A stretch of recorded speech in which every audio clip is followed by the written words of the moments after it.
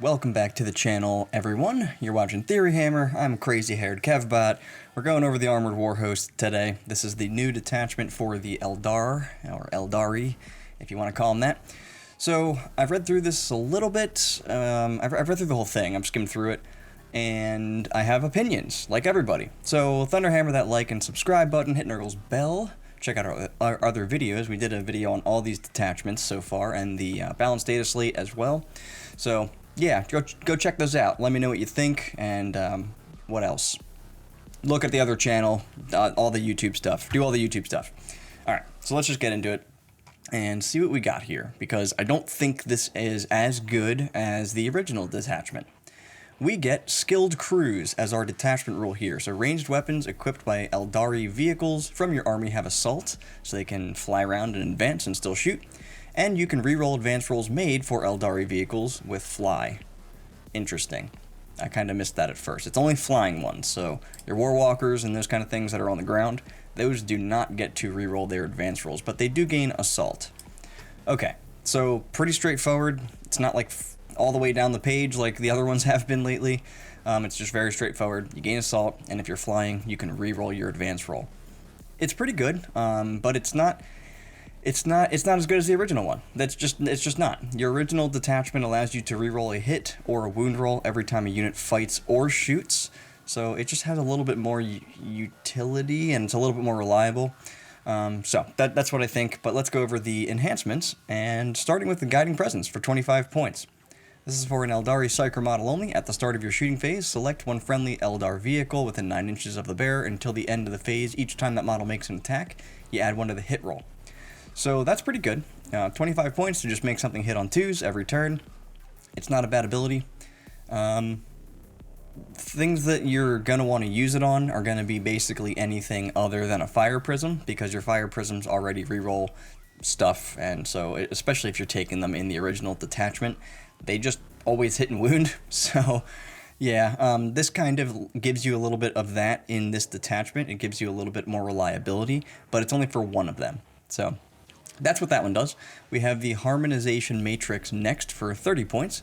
Eldar model only in your command phase if the bearer or any transport it is embarked within is within range of an objective marker you control. Roll a d6. On a 3+, you gain a CP. You just don't need this. You just take the not the Archon. Why can't I think of the name? The Autarch. God. You just take the Autarch. He just gives you a CP anyway. So don't spend 30 points on this because it's got some restrictions in here. The Autarch is just way better. He will give you a CP for free, and he's a lone op, and he's just way better.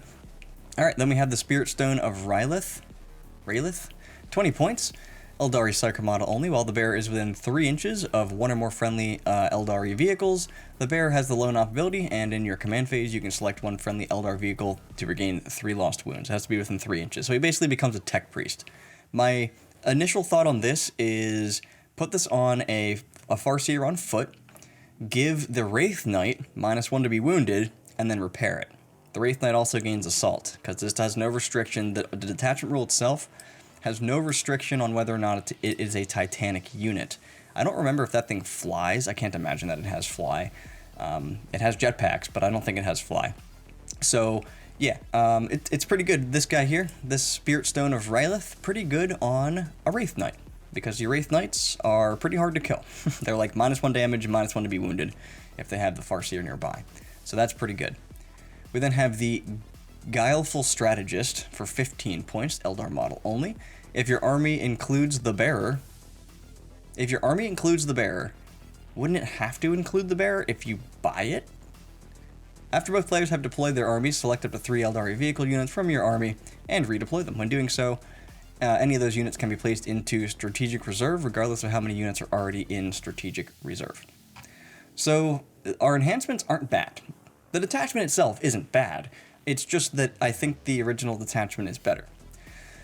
So this is the best one, I think. Being able to repair your vehicles, pretty good. Just take an Autarch for that one. +1 to hit is actually pretty good too. It's also very good on a Wraith Knight. Now your Wraith Knight's hitting on 2s. Ooh, that sounds horrific.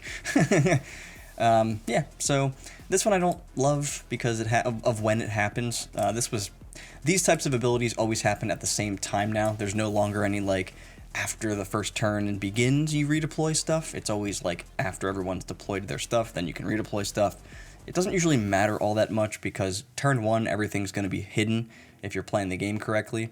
And so a lot of the times you just don't need to redeploy things unless you're intentionally trying to, like, mess up what your opponent's doing by putting stuff in dumb places so that they put stuff in dumb places. But most of the time, people will see past that. So that's what we got for our enhancements. Next, we have our stratagems.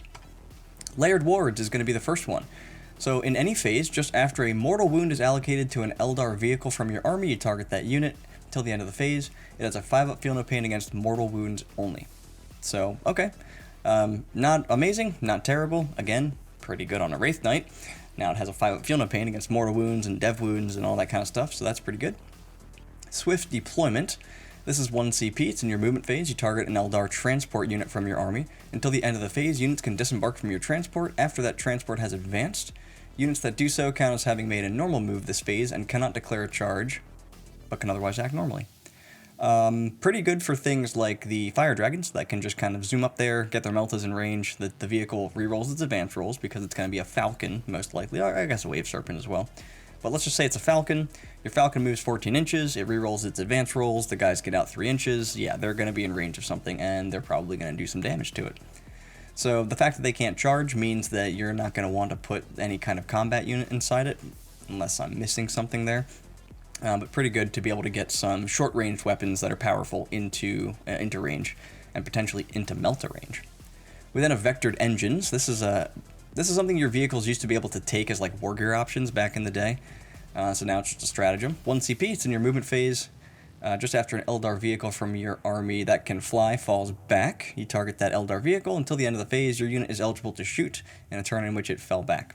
We have a similar stratagem in the the regular detachment, where you can fall back and do stuff. So this only applies to your vehicles here, as opposed to any Eldari unit. We then have Cloud Strike for 1 CP. It's at the start of your reinforcement step. You target an Eldar vehicle in your army that can fly and is in strategic reserve until the end of the phase. Your unit has the Deep Strike ability. I'm pretty sure they have Deep Strike. Like a Falcon, I think, has Deep Strike. Let me just check that. It does. It does indeed have Deep Strike already. So you would want to use this on, I guess, like a Wave Serpent. I'm pretty sure Wave Serpents don't have that. I'm not going to cut this again to check. Yeah. So, you gain Deep Strike. It can be set up anywhere on the battlefield more than 6 inches horizontally away from all enemy units. If it does, until the end of the turn, it is not eligible to declare a charge. In addition, if your unit has a transport, each time a unit disembarks from it this turn, they can be set up 6 inches horizontally from all enemy units, more than 6 inches. And until the end of the turn, they're not eligible to declare a charge. I was just double checking that to see if like you could get within melta range. You cannot. This is your best way to get in melta range. And then something with the Falcon, it's the same thing that the Land Fortress has and a couple of other transports. When your unit disembarks from it and that Falcon shoots that target, it gives you reroll all wounds against that target. So with Fire Dragons, that becomes pretty good because they're going to get wounds through on stuff and they're just going to melt things. We then have Soul Sight for 1 CP. In your shooting phase, you target an Eldari vehicle unit from your army that has not been selected to shoot this phase until the end of the phase. Each time your unit is selected to shoot, you can reroll 1 hit roll, 1 wound roll, and 1 damage roll. Made for the model in that unit.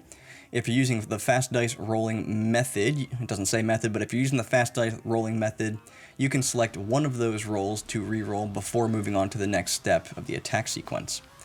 Okay, so it's a little bit more reliability. It's kind of similar to this enhancement that we saw up here with the guiding presence where you can get +1 to hit. It adds back in that element of reliability that the original detachment gives you, so that because you're rerolling a hit or a wound every time you shoot or fight in the original detachment. This kind of gives you something similar. It's actually better. You can reroll 1 hit, 1 wound, and 1 damage roll.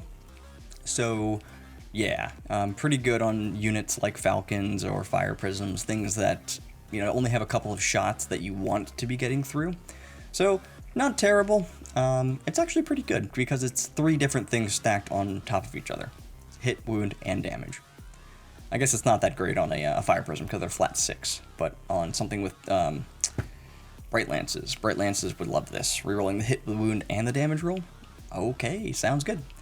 Then we then have Anti-Grav Repulsion. This is in your opponent's charge phase just after an enemy unit declares a charge. You target an Eldari vehicle from your army that can fly and was selected as the target of the charge. Subtract 2 from the charge rolls made for that unit. So that's what we got. And I will reiterate that I don't believe this is as good as our original detachment. The reason I say that is because the original detachment has so many good stratagems, even though some of them were nerfed, like Phantasm.